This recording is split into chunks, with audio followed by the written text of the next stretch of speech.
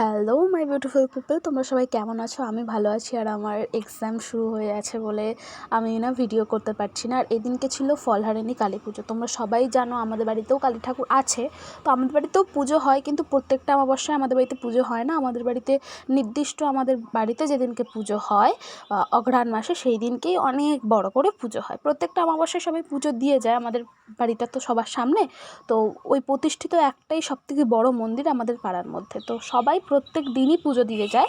অমাবস্যাতে একটু বেশিই লোক আসে। আর ফলহারিণী অমাবস্যাতে কী বলো তো, আমরা অতটাও দিই না। আর কারণ আমাদের পাড়াতে অনেকগুলো ঠাকুর আছে, কালী ঠাকুর আছে, ওগুলোতে ফলহারিণী অমাবস্যায় পুজো হয়। আর ফলহারিণী অমাবস্যার না অনেক নিয়ম আছে। মানে যদি ফলহারিণী অমাবস্যা করা হয়, একটা তো ফল দিতে হয় মাকে, সেই ফলটা না আর কোনো দিনই কোনো দিন না, মানে ওই বছরটা আর খাওয়া যাবে না ওই ফলটা। এটাই হলো ফলহারিণী অমাবস্যার নিয়ম। আর দেখতে পাচ্ছ ঠাকুরটা এত সুন্দর না, কি বলবো, খুব সুন্দর হয়েছে ঠাকুরটা।